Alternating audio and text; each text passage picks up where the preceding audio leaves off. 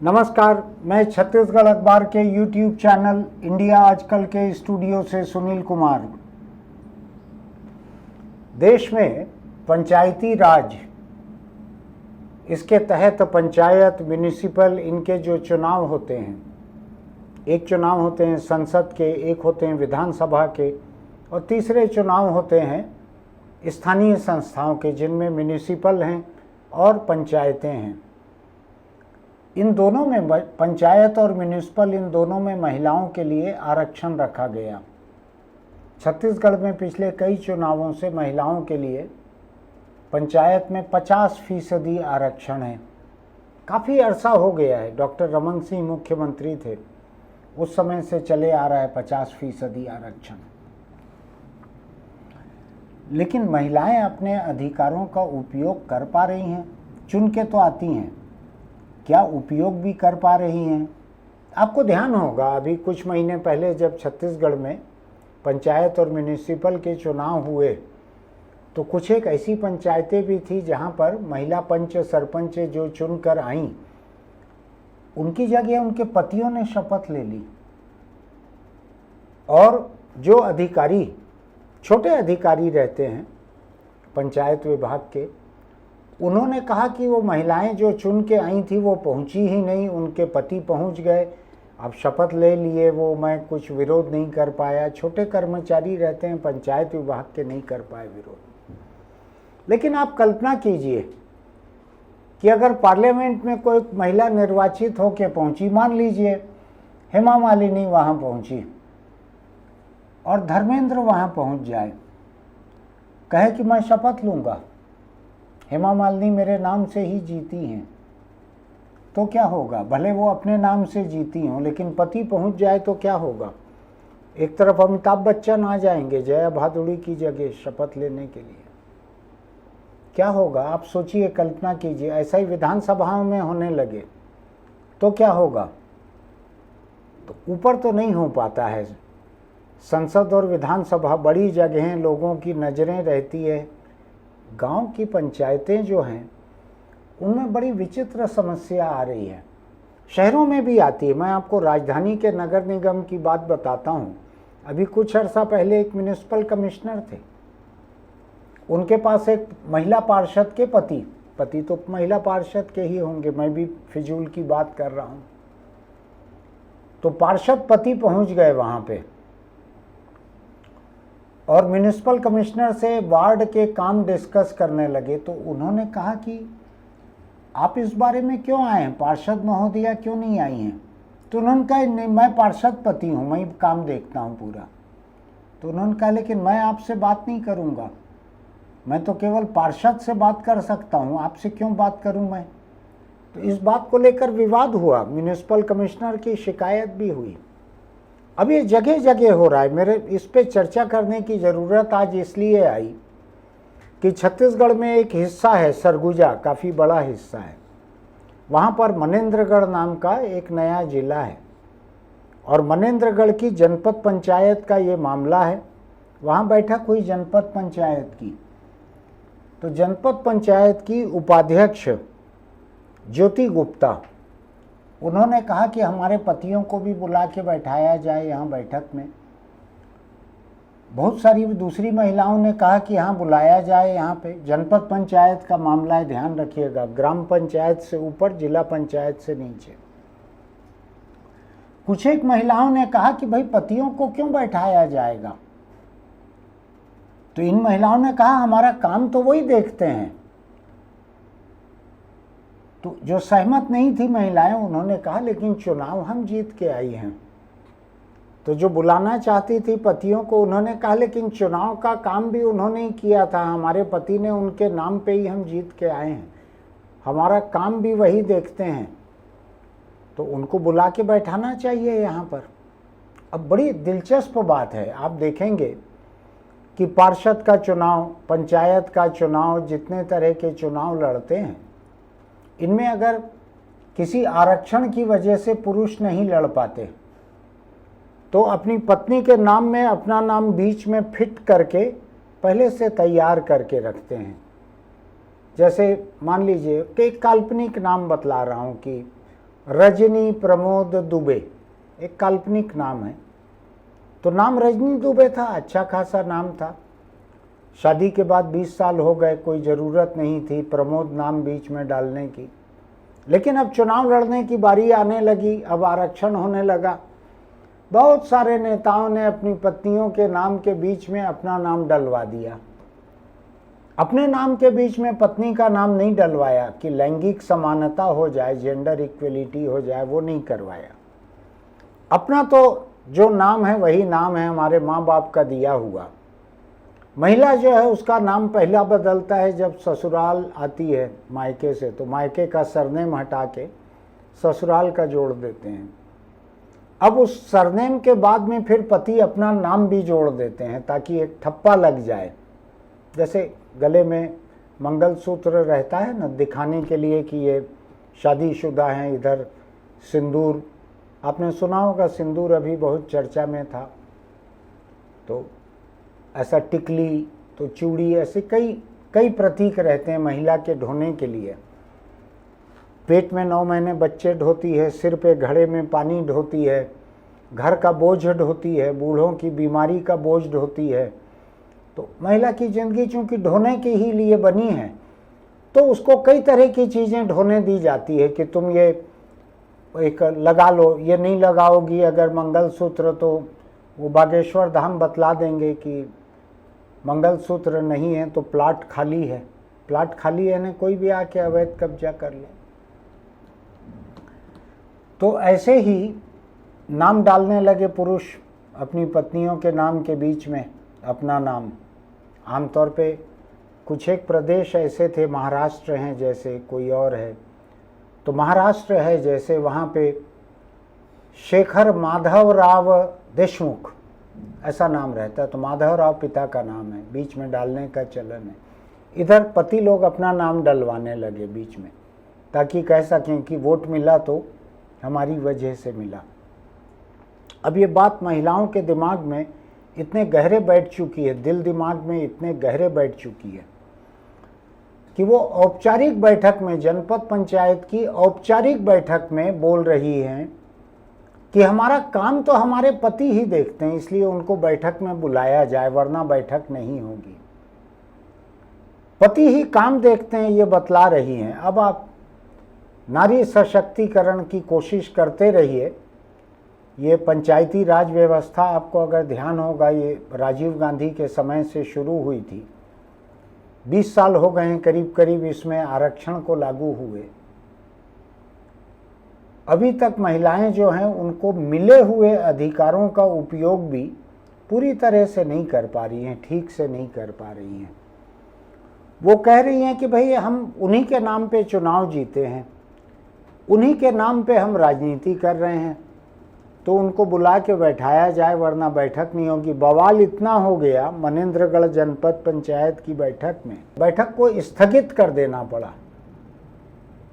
जो भी अफसर वहाँ पे थे उन्होंने बैठक को स्थगित कर दिया, यानी बिना पति के बैठक होने नहीं दी गई। आप इस बात को ऐसे समझिए, हमारे पति नहीं है तो ये बैठक नहीं होगी। अब मुझको दिक्कत थोड़ी सी एक लग रही है इसमें, थोड़ा सोचिएगा इस बारे में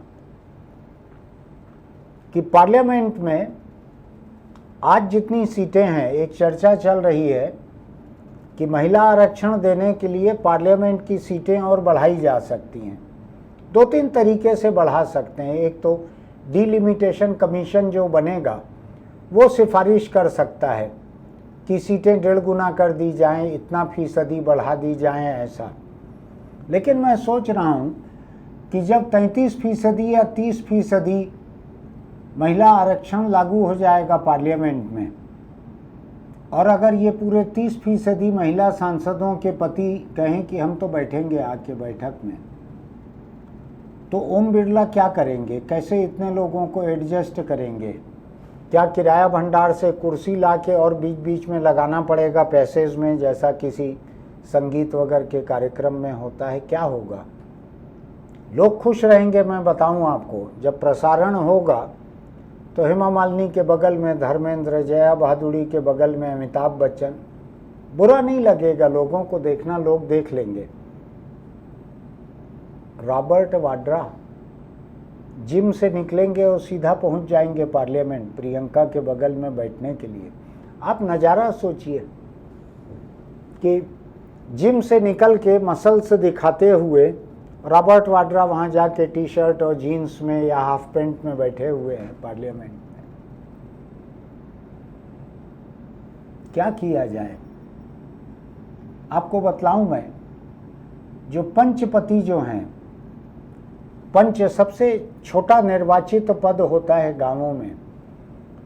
पंचपति को पाप कहते हैं, कहीं कहीं पाप आ गया। पंचायत ऑफिस के बाबू लोग कहते हैं पाप आ गया, यानी पंचपति आ गया। सरपंच बड़ा ओहदा रहता है, सरपंच पति पहुंचते हैं तो पंचायत के बाबू लोग कहते हैं सांप आया। मुंह पे नहीं कहते, पीठ पीछे कहते हैं सांप आए रही से, बोल के गे है एला कर देवे, ऐसा बोलते हैं आपस में। पार्षद पति, अब शहर में आ जाए अपन तो पार्षद पति को भी कई लोग पाप कहते हैं। तो मैं नहीं जानता ऊपर विधायक पति को कोई विपत्ति कहेंगे या सांसद पति को नाजायज संपत्ति कहेंगे, मैं नहीं जानता क्या कहेंगे। लेकिन मैं एक दिलचस्प बात आपको बताता हूं और मजाक नहीं कर रहा हूं, इसको करके देखिएगा। आप गूगल पे जाके सरपंच SARPANCH ऐसा टाइप कीजिए तो वो ऑटो सजेशन जो दिखाएगा आपको, खुद होकर जो सजेशन दिखाएगा वो दिखाएगा सरपेंट। सरपेंट यानी सांप। इधर जो कहते हैं निर्वाचित महिला के पति को पाप, सांप, विपत्ति जो भी कहते हैं, तो ये लोगों ने मौलिक अपने मन से बनाया है, पंचायत के म्युनिसिपल के बाबू लोगों ने। लेकिन गूगल भी इसी को मान के चलता है कि सरपंच आप लिखो तो वो सरपेंट दिखा देगा। अब आप सोच के देखिएगा कि महिला को पति का नाम बीच में डाल के चुनाव लड़ के जीत के आई है महिला, जीत के तो महिला ही आई है, और पंच, सरपंच, पार्षद, महापौर, इनमें से किसी के भी कोई गलत काम रहेंगे। अभी हुआ है, कल परसों ही एक कोई महिला सरपंच जो रह चुकी थी भूतपूर्व, उसकी गिरफ्तारी हुई है, कुछ गबन वगैरह हुआ था। तो इसमें क्या होगा? अगर आप कह रहे हैं पति चला रहा है, पति 25 लाख रुपया खा जाएगा, हो सकता है जिस महिला की अभी गिरफ्तारी हुई है उसका 25 लाख का गबन पति ने ही किया, ज़्यादा गुंजाइश यही है। कैद किसको होगी? आप थोड़ा सोच के बतलाइए। कैद के समय पति आएंगे क्या सामने कि इसके नाम के बीच में जो नाम है वो मैं हूँ, मैं भी साथ में जेल जाऊँगा, भले पुरुष जेल में रखा जाए मुझको। कितने पुरुष साथ देंगे अपनी पत्नियों का अगर कैद की नौबत आएगी, सजा की नौबत आएगी? तो ये जितने काम हो रहे हैं पंचायत के, म्युनिसिपल के, निर्वाचित लोगों के जितने काम हैं, इसी में तरह तरह के घपले होते हैं, खूब भ्रष्टाचार होता है। और भ्रष्टाचार करते कौन है? मैं आपको व्यक्तिगत जानकारी से बताता हूं कि जितनी निर्वाचित महिलाएं हैं, चाहे वो शहर में हो चाहे गांव में, देहात में हो, उनमें से बहुत सारी महिलाओं की तरफ से सौदेबाजी जो है, लेन देन, रुपया पैसा, सौदेबाजी उनके पति करते हैं। एक स्टिंग ऑपरेशन हुआ था कुछ साल पहले, उसमें एक बड़ी निर्वाचित महिला के पति जो हैं रिश्वत लेते हुए स्टिंग ऑपरेशन में पकड़ा गए। तो जिसने रिकॉर्डिंग की थी, स्टिंग ऑपरेटर जो था, जिसने पैसा रुपया रिश्वत दी थी, उसको खूब मारा गया, खूब मार मार के उसको निकाल दिया गया वहाँ से। अब मुझको उम्मीद है कि मेरी इस बात पे कोई महिला मुझको शिकायत नहीं करेंगी फ़ोन करके, क्योंकि मैं अभी नाम ले नहीं रहा हूँ। अगर कोई शिकायत करेगी महिला तो ये जाहिर हो जाएगा उसी के बारे में कह रहा हूँ मैं। ठीक, महिला सशक्तिकरण, संविधान, कानून, सरकार, राजनीतिक व्यवस्था, ये सब मिलके जो महिला सशक्तिकरण की कोशिश कर रहे हैं, महिला अपने अधिकारों का इस्तेमाल क्यों नहीं कर पा रही है? क्या अभी तक पुरुष, पति नाम का जो पुरुष एक है, उसके आतंक से निकल नहीं पाई है कि ठीक है तू ज़्यादा नेतागिरी दिखाती है ना, मेरे कहने के बाद इसको सप्लाई का ऑर्डर नहीं मिला है, अब तू आना घर, तेरे को बताता हूँ मैं, या तो रात को तू म्यूनिसिपल में ही सोना। क्या करेगी महिला, आप बतलाइए। पति की छाया से बाहर निकलना कितनी महिलाओं के बस में रहता है, थोड़ा सोच के देखिएगा। हिंदुस्तान में महिलाएं अभी भी पति की छत्र छाया की मोहताज बना के रखी जाती हैं, नाम तक अपना तय नहीं कर पाती, अपने पिता का सरनेम जारी नहीं रख पाती अधिकतर महिलाएं। गिनी चुनी मिसालें मत दीजिएगा मुझको। अधिकतर महिलाएं शादी के बाद अपने ससुराल का सरनेम इस्तेमाल करने के लिए मजबूर रहती हैं। अब राजनीति में अगर आना है तो पति के नाम को भी बीच में घुसा के रखना पड़ेगा। जैसे वो रहता है ना, मंगलसूत्र का पेंडेंट रहता है, तो ऐसा पति नाम में पेंडेंट बन के लटक जाता है महिला के नाम के बीच में। उधर सरनेम भी पति के पिता वाला ही है, ससुराल का ही सरनेम, फिर पति और बीच में लटक जाता है। तो जहाँ दबदबा इतना है, महिलाएं अपने अधिकारों का इस्तेमाल नहीं कर पा रही हैं। मैं इन महिलाओं को तोहमत नहीं दूंगा जिन्होंने कहा कि हमारे पति को बुलाओ बैठक में। बीच में कई जगह हुआ, पंचायतों के बैठकों में कई जगह हुआ, पति पहुंच गए कि वो नहीं आई है मैडम, मैं ही आया हूं। ऐसा बड़ी दुविधा की स्थिति है। राजनीतिक दल जो हैं वो भी इसके खिलाफ एकदम से बोल नहीं पाते हैं। क्या किया जाए, सोच के देखिएगा।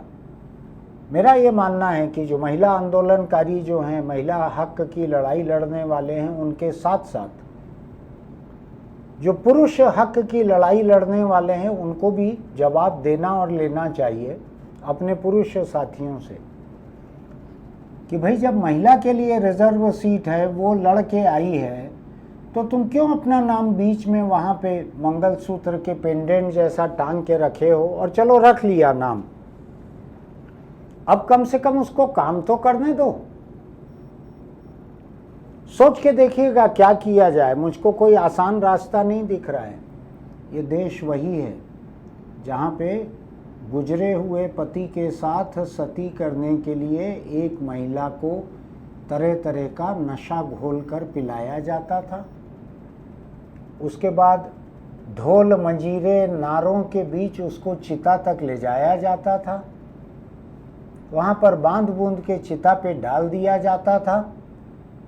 इतना हो हल्ला किया जाता था, इतने नारेबाजी होती थी कि जलती हुई महिला की चीख पुकार भी बाहर सुनाई ना दे और उसको सती कर दिया जाता था। ऐसा देश है ये, ऐसी गौरवशाली परंपराओं वाला देश है।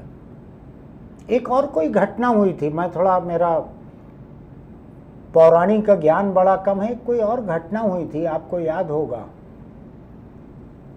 पत्नी को जुए में दांव पे लगा दिया था, फिर जुए में जिसने जीता उस महिला को वो कोई भरे दरबार में उसके कपड़े उतार रहा था। याद है ना आपको, कुछ ऐसा था।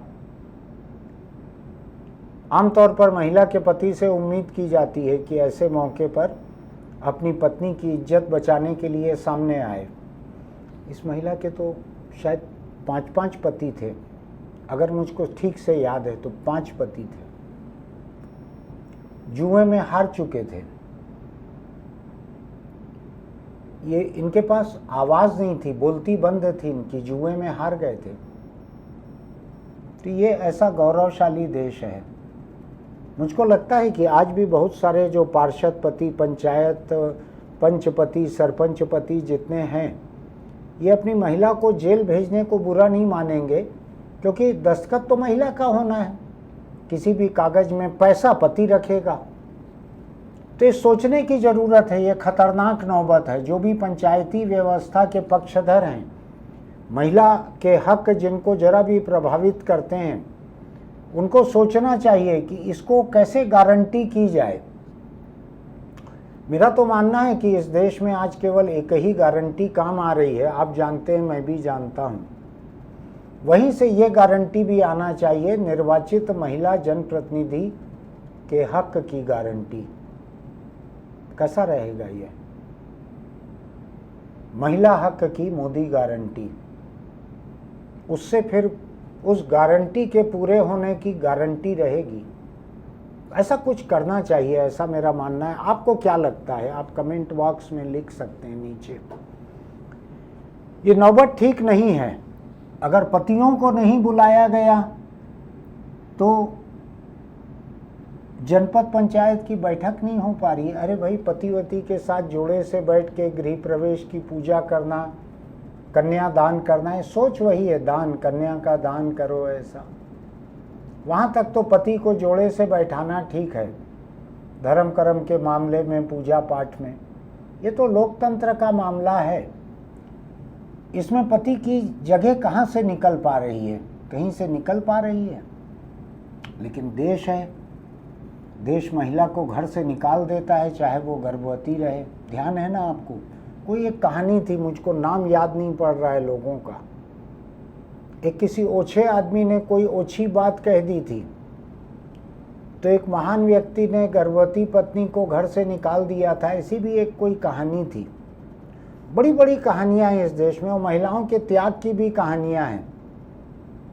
कोई सावित्री नाम था, कुछ था, पति को वापस जिंदा करने के लिए, लाने के लिए, कुछ ऐसा सुना होगा आपने। महिलाओं को त्याग सिखाया जाता है और पुरुषों को सिखाया जाता है कि किसी आरोप को सुनना नहीं है, महिला को अपने नाम पे चुनाव लड़ने नहीं देना है, उसको अपने दस्तखत से बैठक नहीं करने देना है, उसको जीत के आने पे भी शपथ नहीं लेने देना है। थोड़ा औरत मर्द के मामले में फासला जरा ज़्यादा है यहाँ। थोड़ा लिखिएगा कमेंट बॉक्स में, क्या आपको अच्छा लगेगा? उधर अमिताभ और धर्मेंद्र दोनों, जय वीरू की जोड़ी आएगी मोटरसाइकिल में साइड कार लगा के, और उधर भीतर जाने के बाद दोनों अपनी अपनी पत्नियों के साथ एक एक प्लास्टिक की कुर्सी खींच के बैठेंगे। कैसा लगेगा आपको? उनको भी बुरा लगेगा। अगर वोटिंग की नौबत आएगी, वोट नहीं डाल पाएंगे, या ये भी हो सकता है अपनी पत्नी को कहें तुम हाथ पीछे रखो, आज बटन तुम्हारा आदमी दबाएगा। ऐसा कुछ एक हाथ डायलॉग किसी फिल्म में है कि आज गाड़ी तेरा भाई चलाएगा, ऐसा कुछ। तो ऐसा कि आज बटन तेरा शौहर दबाएगा, ऐसा भी सुनने मिल सकता है। मैं चिंतित हूं महिलाओं के हक की स्थिति को लेके। आप भी इस बारे में बात कीजिए। औरत मर्द जितने आपके कांटेक्ट लिस्ट में हैं उनको ये भेजिए। ये फिक्र की बात है। उधर सुनीता विलियम्स जो है, जाने कितने महीने अंतरिक्ष में रह के वापस आई है। धरती तो धरती, आसमान तो आसमान, अंतरिक्ष जीत के आई है। इधर महिला को बैठक में नहीं बैठने मिल रहा, पति घर से बोल के भेजे होंगे। कौन महिला पसंद करती है पति सिर पे चढ़े रहे, लेकिन धमका के भेजे होंगे, आज बैठक होना नहीं चाहिए, नहीं तुम आना नहीं फिर घर। ऐसा ही कुछ हुआ होगा। सोच के देखिए इस बारे में। आपको लगता है कि मैंने कोई तर्क संगत, न्याय संगत बात उठाई है, तो हमारे इस YouTube चैनल इंडिया आजकल को सब्सक्राइब कीजिएगा, नोटिफिकेशन की बटन दबाइएगा, लाइक कीजिएगा, कमेंट बॉक्स में लिखिएगा, दोस्तों को ज़रूर भेजिएगा, अपने घर में भी लोगों से बात कीजिएगा कि ऐसे नौबत में क्या किया जाए, और उनकी राय भी आप कमेंट बॉक्स में लिखिएगा। फिर मिलेंगे। चलते चलते एक छोटी सी सलाह, जिन लोगों को अपनी महिलाओं के हक को देख कर जलन होती है, ऐसे पुरुष तबके से मैं कह रहा हूँ, वही ज़्यादा चलाते हैं दोपहिए, पुरुष ज़्यादा चलाते हैं।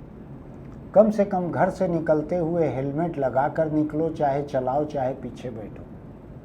ये बात महिलाओं पर भी लागू होती है अगर वो दोपहियों पर चलती हैं तो। बिना हेलमेट के मत निकलिए। अपने सिर के भीतर जो दिमाग है उसकी इज्जत कीजिए। अगर कोई एक्सीडेंट होता है तो सिर पे लगी चोट से दिमाग हिल जाता है, खत्म हो जाता है पूरा जीवन। इतने लापरवाह मत होइए। हेलमेट ट्रैफिक पुलिस के लिए नहीं है, हेलमेट कानून के लिए नहीं है, हेलमेट आपकी अपनी हिफाजत के लिए है। इसलिए दोपहियों पर अगर आप चलते हैं तो हेलमेट लगा कर ही चलिए। फिर मिलेंगे।